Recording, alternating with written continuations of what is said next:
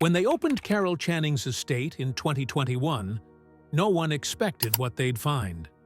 Her Tony Award from Hello, Dolly was there, but so were secrets that left everyone stunned. Mysterious letters about her hidden heritage, a shocking revelation about her 41-year marriage, and a personal collection that told a different story than her public image. Today, we're uncovering what the Broadway legend really left behind. Carol Channing was born on January 31, 1921, in Seattle, Washington. She was the only child of George Christian Channing and Adelaide Glaser. Her father worked as a city editor before becoming a Christian Science teacher. Her mother had German-Jewish roots, while her father's background was a secret she wouldn't learn until she was 16. Shortly after Carol was born, the family moved to San Francisco. Her father took a job at the San Francisco Chronicle, and the city became the backdrop of her childhood. From an early age, Carol felt drawn to performing. At just 7 years old, she decided she wanted to be an entertainer. Her father encouraged her, telling her that dedicating herself to a calling at any age would lead to happiness. That advice stayed with her for life. At 16, just before she left home for Bennington College, her mother revealed a family secret. Carol's paternal grandmother had been African American. Her mother had kept it from her because of the racial prejudices of the time. She told Carol now so she wouldn't be surprised if she ever had a black child. Instead of feeling shocked, Carol felt pride. She believed this heritage had given her a natural love for singing and dancing. For most of her career, she kept this part of her identity private. Then, in 2002, she spoke about it publicly for the first time. She called it a source of pride and said it had influenced her career in ways she hadn't fully understood before. At Bennington College, Carol studied drama and dance. The school had a strong arts program that gave students real-world experience. During her sophomore year, she landed an audition with the president of the William Morris Agency. That audition led to her first Broadway role in No for an Answer in 1941. Carol always credited Bennington with shaping her as a performer. The school gave her the confidence to take risks.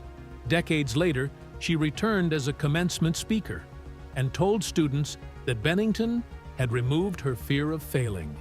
It had pushed her to try things she never would have dared on her own. But her love for performing had started long before college. As a young girl in San Francisco, she had a moment that changed her life. She saw Ethel Waters sing Summertime from Porgy and Bess. The emotion in Waters' voice struck her deeply. Carol later described it as falling in love.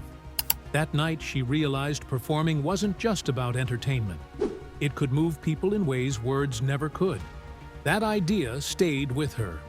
In high school, she practiced comedy by impersonating classmates during assemblies. It was her first taste of making people laugh. After graduating in 1938, she moved to New York to chase her dream. Her first break came in 1941, but her big moment arrived in 1948 with Lend an Ear. The show earned her a Theatre World Award and caught the attention of Anita Loos. Loos was casting for Gentlemen Prefer Blondes, and she saw something special in Carol. She offered her the lead role of Lorelei Lee. Carol Channing's life changed forever in 1949 when she stepped onto the Broadway stage as Lorelei Lee in Gentlemen Prefer Blondes. At the time, she was still an unknown actress trying to make a name for herself. The role of Lorelei, a bubbly blonde with a love for diamonds, could have been played as just another gold digger character, but Channing brought something different. She gave Lorelei a mix of innocence and sharp wit that made audiences fall in love with her. The show was a huge hit, running for 740 performances. One song, Diamonds Are a Girl's Best Friend, became an instant classic. Marilyn Monroe would later make it famous in the movie version, but Channing's original Broadway performance was unforgettable. She delivered the song with wide-eyed charm, exaggerating each word in a way that made it both hilarious and endearing. Her deep, raspy voice added something unexpected, making the character feel larger than life. Critics praised her performance. Walter Kerr, one of the most respected theater critics of the time, called her a marvel to look at and described how she could take a simple line and turn it into pure comedy.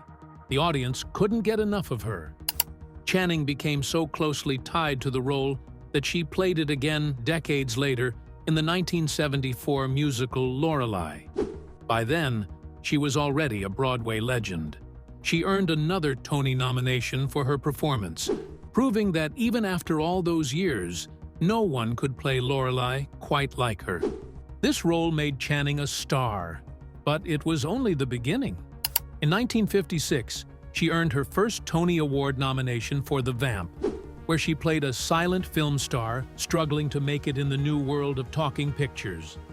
The show itself wasn't a huge success, but her performance stood out. She had a way of taking even the smallest moments and turning them into something unforgettable. Her next nomination came in 1961 for Showgirl, a musical revue that wasn't like a traditional Broadway show. It was a mix of monologues, songs, and sketches, all designed to highlight Channing's unique talent. Unlike most musicals, there wasn't a strong storyline, but that didn't matter. Audiences came to see her.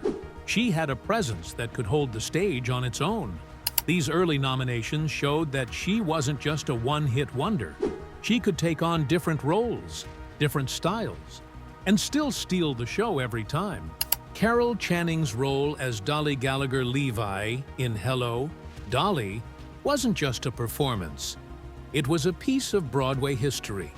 When the musical opened on January 16, 1964, at the St. James Theatre, no one could have predicted just how big it would become. Adapted from Thornton Wilder's The Matchmaker and directed by Gower Champion, the production was an instant hit. But it was Channing who turned it into something unforgettable. Her larger-than-life presence, beaming smile, and signature voice made Dolly Levi one of the most iconic characters in musical theater. That same year, she won the Tony Award for Best Actress in a Musical, securing her place as a Broadway legend. She wasn't even supposed to get the part. Producer David Merrick had originally wanted Ethel Merman, but Merman turned it down. Channing stepped in and made the character entirely her own. Her charm, wit, and perfect comedic timing drew audiences in night after night. The New York Times called her performance a benevolent spell that left the audience grinning for 2.5 hours. People couldn't get enough of her. The show itself broke records. It won 10 Tony Awards in 1964, a record that stood for nearly 4 decades. The original cast album, featuring Channing's unmistakable voice, shot to the top of the Billboard charts. Years later, it was inducted into the Grammy Hall of Fame. Even as other actresses stepped into the role, Barbra Streisand in the 1969 film, Pearl Bailey in an all-black Broadway revival, Channing remained the definitive Dolly. She set a standard no one could match. But her connection to the role went beyond Broadway. Over her career, Channing played Dolly Levi more than 5,000 times. She took the show on multiple national tours, performing in cities across the United States and even internationally. She became so dedicated to the role that she almost never missed a performance. The one exception happened in Kalamazoo, when food poisoning forced her off stage halfway through a show. Even then, she joked about it later, saying her understudies barely got a chance to perform because she never took a night off. Her commitment was unmatched. Yul Brynner famously played the King in The King and I over 4,600 times, but Channing surpassed even that. She often said that no two performances ever felt the same, because each audience brought something new. She took Hello, Dolly everywhere, from major theaters in the US to performances in Japan and even Vietnam, where she entertained American troops during the war. No matter where she was, her energy never faded. Even after decades, she kept coming back. She starred in two major Broadway revivals, one in 1978 and another in 1995. That second revival was special because it happened the same year she received a Lifetime Achievement Tony Award. Directed by Leroy Reams, the production opened at the Lunt-Fontanne Theatre and ran into early 1996. It was a celebration of everything she had given to the role. She described playing Dolly again as slipping into a comfortable pair of shoes. Audiences agreed. She still had the same magic she had in 1964. She toured with Hello, Dolly, one final time from 1994 to 1997. Even at 75 years old, she performed with the same enthusiasm and charm. Crowds still adored her. For many, seeing her live was like watching history unfold on stage. She embraced the touring life, loving every chance to bring the show to new audiences. Carol Channing's film career was as colorful as her personality. She had a way of turning every role into something unforgettable. Whether she was playing a glamorous socialite or a quirky sidekick, she always left a lasting impression. One of her most famous roles came in Thoroughly Modern Millie, 1967.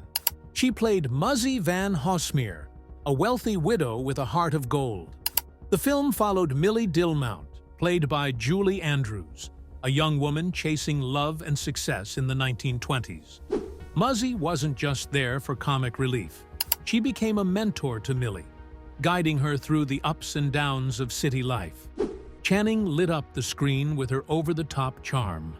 She tap-danced on a xylophone. She sang Jazz Baby with her signature boldness. She delivered every line with a mix of wit and warmth. Audiences loved her energy. Critics did too. She won a Golden Globe for Best Supporting Actress and earned an Academy Award nomination. The movie itself was a major hit. It became the 8th highest-grossing film of 1967 and earned 7 Oscar nominations. Years later, Channing still spoke about the experience with fondness. She often credited Julie Andrews for helping her shape the role, calling her an angel for offering support on set. More than a decade earlier, Channing had made her film debut in The First Traveling Saleslady, 1956. This comedy western starred Ginger Rogers as a woman determined to break into the male-dominated business world.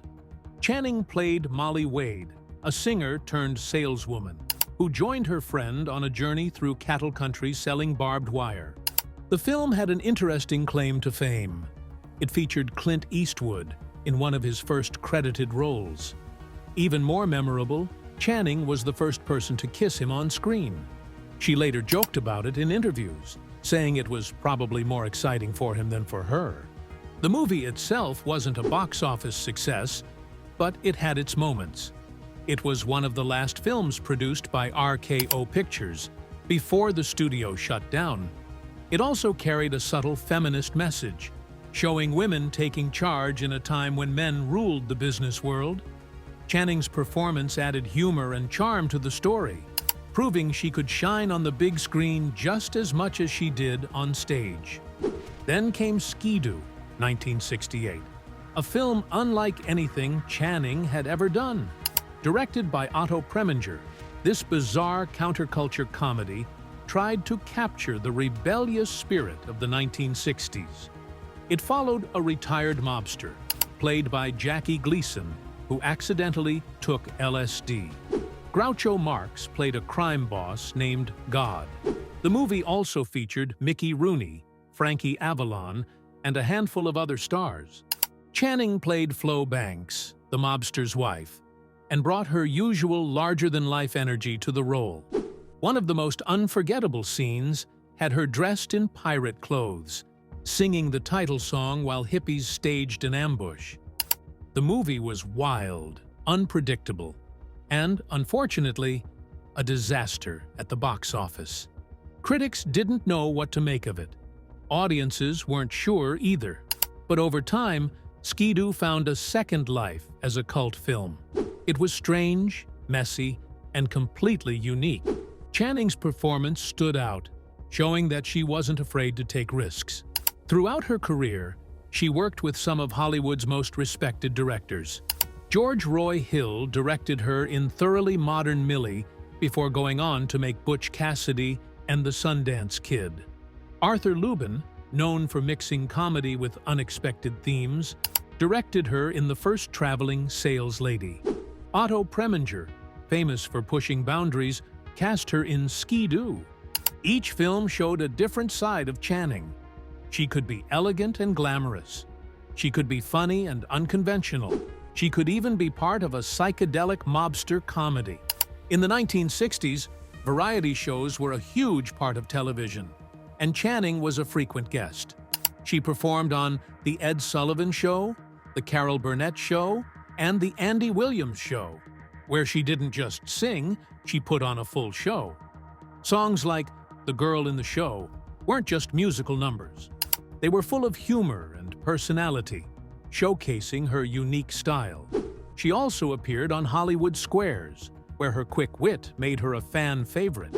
No matter what show she was on, audiences could count on her to perform her signature songs, including Diamonds Are a Girl's Best Friend and Hello, Dolly. These performances helped bring her Broadway magic into people's living rooms, making her a star beyond the stage. In 1985, Channing took on a role that felt like it was made just for her. She played the White Queen in CBS's television adaptation of Alice in Wonderland, a star-studded production featuring Natalie Gregory as Alice. Channing brought the perfect mix of charm and eccentricity to the role, making every scene unforgettable. One of the highlights was her performance of Jam Tomorrow, Jam Yesterday, a song as whimsical as her character. Another was a scene where the White Queen pricked her finger and suddenly turned into a sheep. It was strange, hilarious, and completely unexpected. Exactly the kind of moment Channing was known for. The production was filmed over 55 days at MGM Studios and introduced her to a whole new audience, proving that her appeal stretched far beyond Broadway. A year later, she appeared on Sesame Street, showing once again that she could entertain anyone, no matter their age. In this episode, she performed Hello, Sammy, a fun reimagining of Hello, Dolly, dedicated to a snake named Sammy. As Sammy wrapped around her arm, she sang to him with the same warmth and excitement she brought to every performance. It was a simple skit, but it became a fan favorite. Channing had a gift for making people smile, whether they were longtime fans or young children seeing her for the first time. Even in the 1990s, she was still making memorable appearances. In 1993, she guest-starred on the hit sitcom The Nanny, playing a larger-than-life version of herself. The episode, Smoke Gets in Your Lies, gave her a chance to show off her comedic timing in a new way. The show was known for its humor and over-the-top style, making it the perfect setting for Channing's playful personality. Even though it was just a cameo, she made a lasting impression, reminding audiences why she was such an icon. Channing also had her own TV special, An Evening with Carol Channing, which aired in 1966.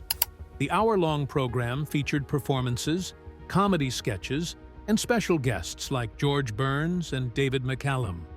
She sang Hello, Dolly, and performed clever parodies that poked fun at pop culture. The special was a hit, earning an Emmy nomination and proving that she had the talent to carry a show on her own. It was a perfect showcase for everything that made her special: her voice, her humor, and her ability to completely own the stage.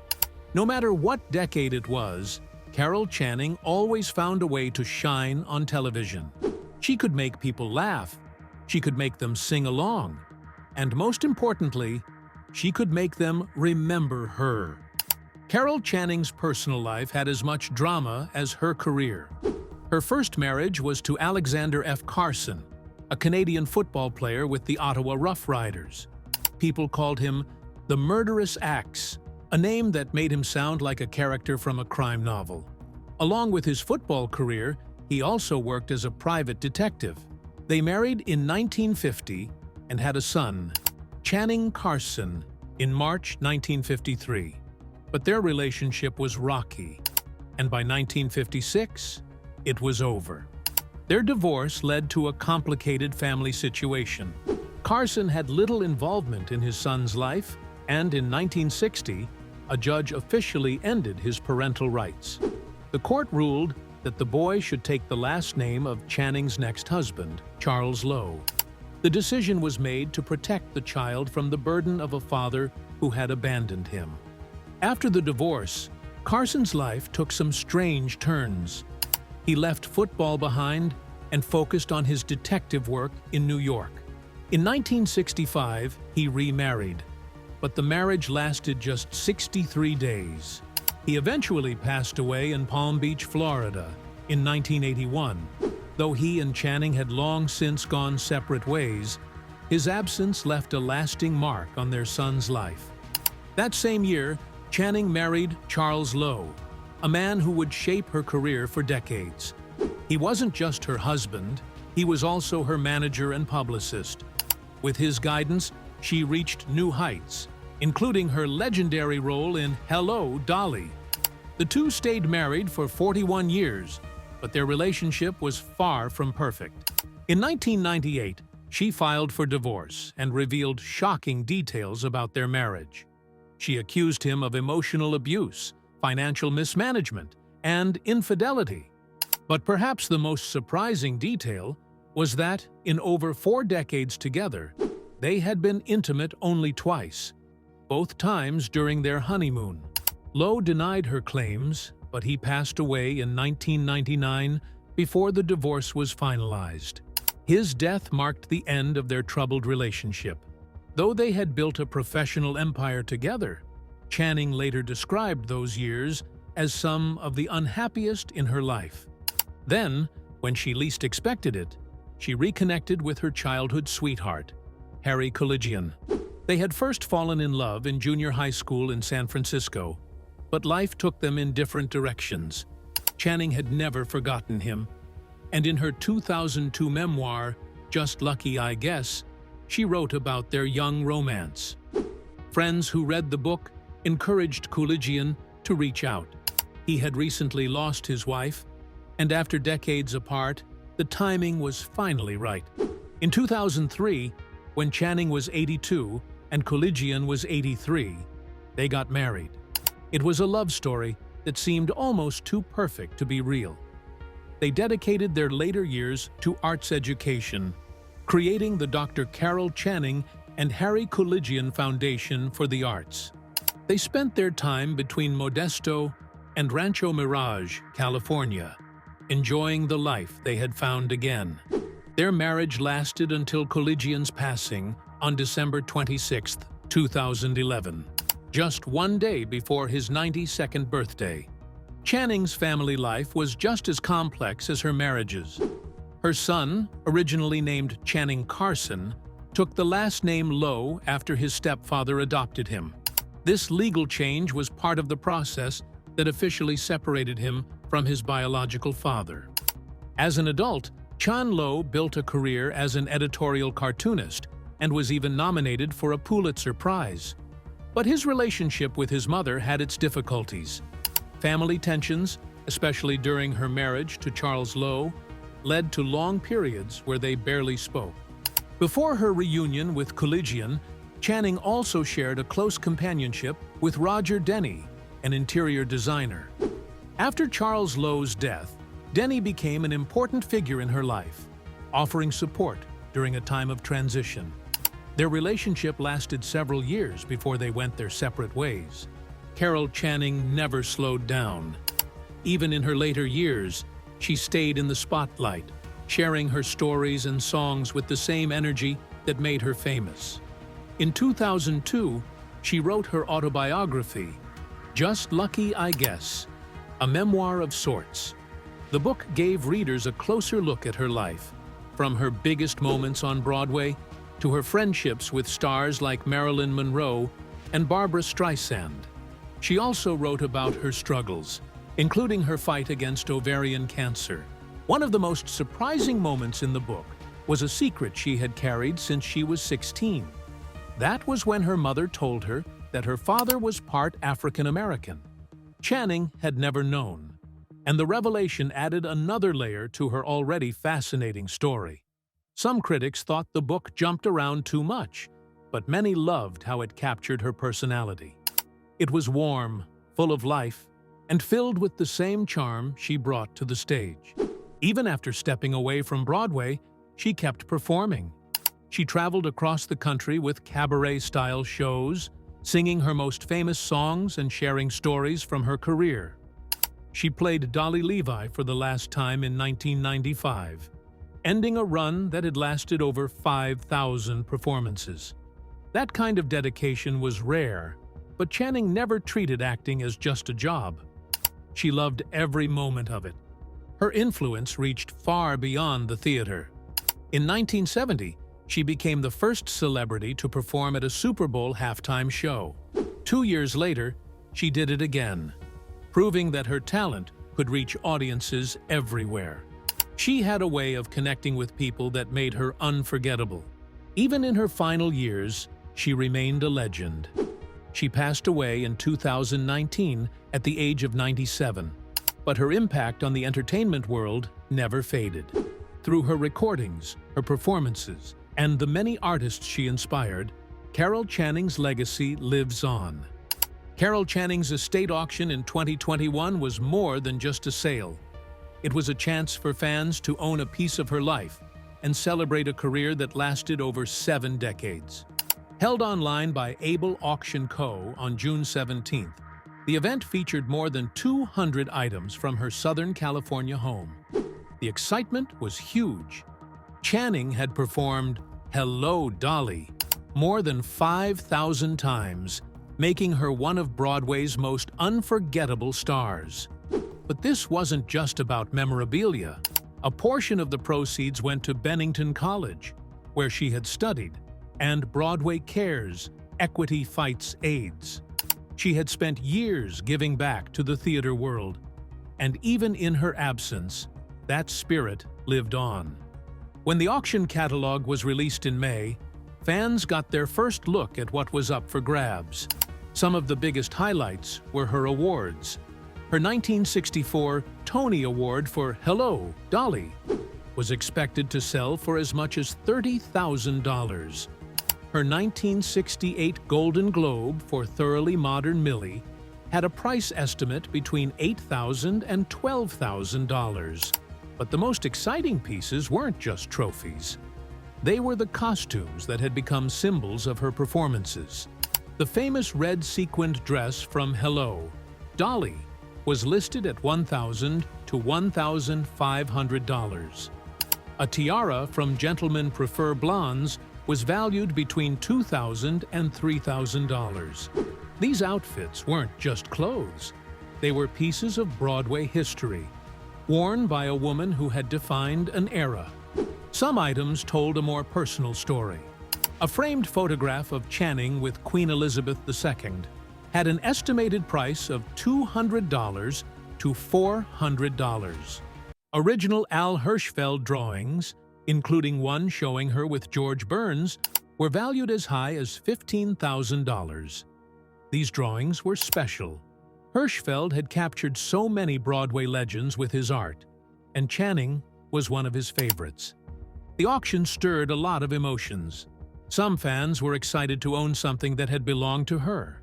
Others felt sad, seeing her personal belongings scattered across different buyers. Social media filled with stories and tributes. People shared memories of seeing her on stage, of how she had made them laugh, of how her performances had stayed with them. That connection was still strong.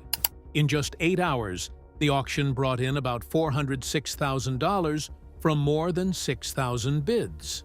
One item caught many by surprise. A vegan diet toolkit was among the things up for sale. Channing had followed a strict diet for years, avoiding dairy to protect her voice. She had often packed her own meals while traveling for shows. The toolkit wasn't a flashy piece of memorabilia, but it revealed something important. Behind her legendary performances was a woman who had worked hard to stay strong and keep going, night after night, for decades. Not everything in the auction was tied to the stage. Some items were much simpler. Costume jewelry, valued between $50 and $100, gave a glimpse into her everyday life. Handwritten letters showed the personal side of a woman who had spent most of her life in the spotlight. These small things mattered just as much as the awards and costumes. They reminded people that she wasn't just a Broadway star. She was a person who had lived, loved, and held on to memories just like anyone else. One surprise was the lack of furniture. Many fans had expected grand pieces that matched her larger-than-life presence. Instead, most of the auction focused on smaller personal items. It became clear that she hadn't surrounded herself with extravagance. She had valued memories and people over material things. That choice said a lot about her. The auction also featured fan letters and personal photographs, some of which showed her with famous figures. The framed photo with Queen Elizabeth II was one of the most interesting. It wasn't just about her celebrity status. It showed how far her influence had reached, beyond Broadway and Hollywood, into places where theater legends weren't always expected to go. Among the most sought-after pieces were the Al Hirschfeld drawings. His signature style had immortalized Broadway stars for years, and his sketches of Channing were no exception. One showed her holding a crystal ball from Gentlemen Prefer Blondes. Another captured her alongside George Burns. These weren't just drawings. They were part of Broadway's visual history, reminders of a time when performers like Channing shaped the very soul of theater. In the end, the auction wasn't just about selling things. It was about remembering a woman whose energy and presence had lit up the stage for decades. The fans who bought these items weren't just collectors.